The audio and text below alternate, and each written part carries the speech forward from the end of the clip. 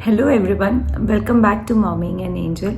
आज हम इस वीडियो में बात करने वाले हैं टॉडलर्स के टेम्पर टैंट्रम्स के बारे में। टेम्पर टैंट्रम्स क्या होते हैं, इसके क्या साइंस होते हैं और इसके क्या कॉजेज होते हैं, आज हम इसके बारे में बात करने वाले हैं। तो चलिए जल्दी से इस वीडियो को शुरू करते हैं।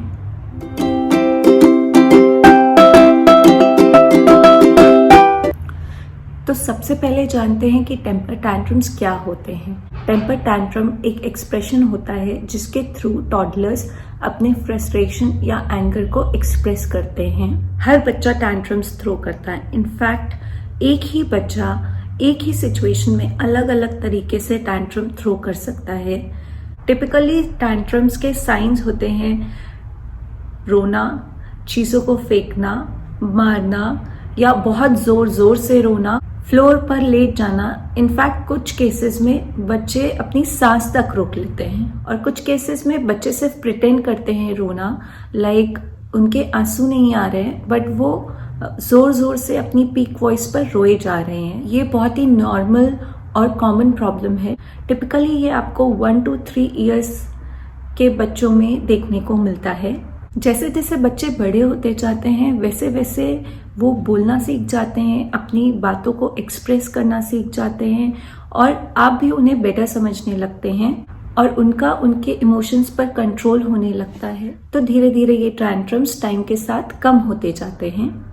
अब हम बात करते हैं कि इन टैंट्रम्स के ट्रिगर्स क्या होते हैं। सबसे पहला रीज़न है इमोशनल रीज़न। जैसे कि बच्चा अकेले खेल रहा है और वो खेलते खेलते बोर हो गया है और अभी उसे किसी का अटेंशन चाहिए या उसे कोई और चाहिए जो उसके साथ खेले, बट नहीं है कोई उसके लिए अवेलेबल उस टाइम पे। तो जनरली इस सिचुएशन में बच्चे टैंट्रम्स थ्रो करना शुरू कर देते हैं। सेकंड इसका एग्जांपल है जैसे कि आपने अपने बच्चे से कोई चीज़ शेयर करने के लिए बोला, किसी से भी, किसी और बच्चे से या खुद से शेयर करने के लिए बोला, बट वो शेयर नहीं करना चाहता तो भी वो टैंट्रम थ्रो कर सकता है। इसका थर्ड एग्जाम्पल है जैसे कि आप अपने बच्चे को फोर्स कर रहे हैं किसी और बच्चे के साथ खेलने के लिए बट वो नहीं खेलना चाहता है।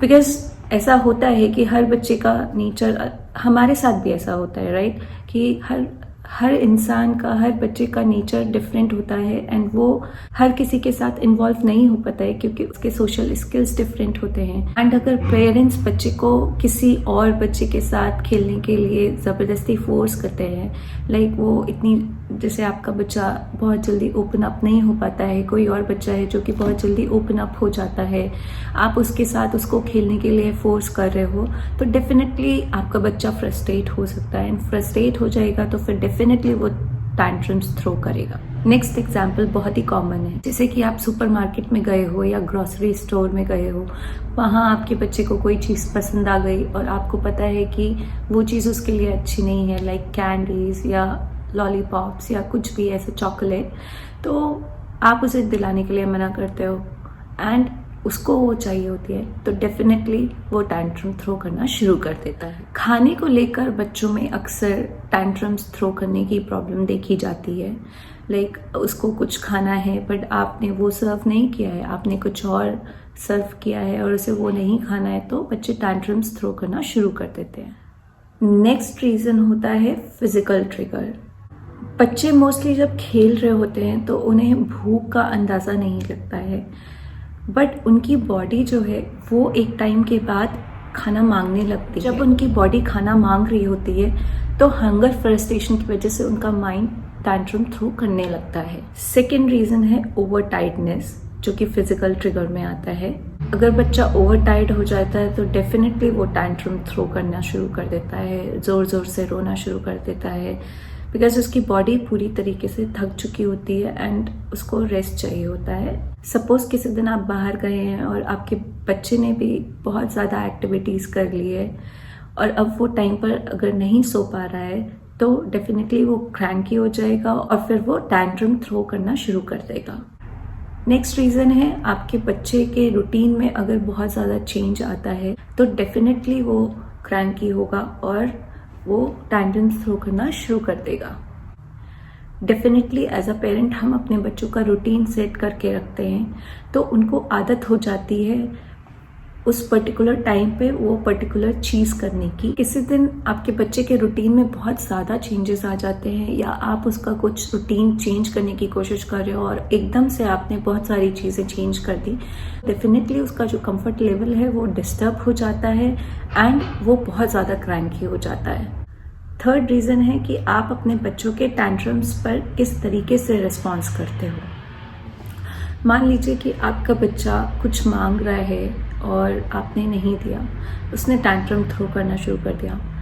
जब उसने टैंट्रम थ्रो किया तो आपने वापस उसे वो चीज़ दे दी, तो नेक्स्ट टाइम अगर उसे कोई चीज़ चाहिए होगी तो वो डेफिनेटली फिर से टैंट्रम थ्रो करेगा, क्योंकि उसको पता है कि अगर वो रोएगा या चिल्लाएगा या कुछ हिट करेगा या चीज़ें फेंकेगा तो आप उसकी वो चीज़ रोकने के लिए आप उसको फिर से वो चीज़ दे दोगे। एज अ पेरेंट हमारी ये रिस्पॉन्सिबिलिटी बनती है कि हमें ये समझना है कि हमारे बच्चे के टैंट्रम्स का रूट कॉज क्या है और उसके लिए हमें क्या प्रॉपर एक्शंस लेने चाहिए, ये हमें ध्यान में रखना चाहिए। तो अब बात करते हैं कि जब बच्चे टैंट्रम्स थ्रो कर रहे होते हैं तो हमें एज अ पेरेंट क्या नहीं करना चाहिए। हमें कभी भी अपना टेम्पर लूज नहीं करना चाहिए। हमें ये समझना चाहिए कि वो एक छोटा बच्चा है, उसमें उतनी अकल नहीं है जितनी हमारे अंदर है। सो हमें गुस्सा नहीं करना है। जिस तरीके से इस टाइम पे वो रिएक्ट कर रहा है, उसका माइंड इस टाइम पे कुछ भी समझने के लायक नहीं है। अगर आप उस गुस्सा करोगे तो डेफिनेटली वो उस टाइम के लिए डर जाएगा, बट उसको ये समझ नहीं आएगा कि जो वो कर रहा है वो गलत है। Number 2, we should never ever hit the child. हमें कभी भी उसे मार के कोई बात नहीं समझानी चाहिए। अगर हम उसे मारेंगे तो डेफिनेटली वो भी वही चीजें सीखेगा और एक दिन वो भी हमें पलट के वो भी कभी ना कभी किसी के ऊपर हाथ उठाना शुरू कर देगा, वो और ज्यादा फ्रस्ट्रेट हो जाएगा। अगर हम बच्चे को मारते हैं, अगर मार के कोई बात समझाते हैं, तो वो एक टाइम के बाद ऐसा होता है कि बच्चा उस बात को समझना बंद कर देता है। वो ये सोचता है कि अगर मैं ऐसा करूंगा तो ज्यादा से ज्यादा क्या होगा, मुझे मार पड़ जाएगी, इससे ज्यादा और कुछ नहीं कर पाएंगे ये लोग। थर्ड, जब बच्चा टैंट्रम्स थ्रो कर रहा है उस टाइम पे हमें उससे रीजनिंग नहीं करनी चाहिए। जब बच्चा रो रहा है या टैंट्रम्स थ्रो कर रहा है तो आपको ये नहीं बोलना है कि ये क्या कर रहे हो, क्यों कर रहे हो, इसकी तो जरूरत भी नहीं है, फिर भी ऐसा क्यों कर रहे हो। ये सब बातें आपको अपने बच्चे से उस टाइम पे नहीं बोलनी है। फोर्थ, आपको कभी ये नहीं कहना है कि आप ओवर एक्टिंग कर रहे हो। किसी छोटी सी बात पे आपका बच्चा अगर बहुत ज्यादा रो रहा है तो आप उससे ये मत बोलो कि इतना क्या रोने की जरूरत है, इतनी बड़ी तो बात भी नहीं थी जितना कि आप रो रहे हो। ऐसा मत बोलो, बिकॉज वो उसके इमोशंस हैं। आप ये बोलकर उसके इमोशंस को हर्ट कर रहे हो। एज अ पेरेंट हमें इस टॉडलर एज में बच्चों के इमोशनल स्किल्स पर वर्क करना चाहिए, बिकॉज शुरू से ही शुरुआत होती है। अभी आप डांट के समझा लोगे कि ये नहीं करना है या वो नहीं करना है, ये आपके लिए सही नहीं है, वो आपके लिए सही नहीं है, बट इवेंचुअली आगे चल के उन्हें अपने लाइफ के सर्कमस्टांसेस खुद ही हैंडल करने हैं। तो ये थी कुछ बातें जो कि as a parent temper tantrums को लेके हमें हमेशा अपने ध्यान में रखनी चाहिए। नेक्स्ट वीडियो में मैं आपसे शेयर करने वाली हूँ कि इन टेम्पर टैंट्रम्स को कैसे डील करना चाहिए। So please stay tuned. अगर आपको ये वीडियो पसंद आया हो तो प्लीज लाइक कीजिएगा, शेयर कीजिएगा एंड कमेंट करके हमें जरूर बताइएगा कि आपको अपकमिंग वीडियोस किस टॉपिक्स पर चाहिए। मैं ज़रूर उन टॉपिक्स पर बात करने की कोशिश करूंगी अपने वीडियोस में। और इस चैनल को सब्सक्राइब करना तो बिल्कुल मत भूलें, बेल आइकन को ज़रूर हिट कीजिएगा to never miss an update. Thanks for watching this video. Take care, bye bye.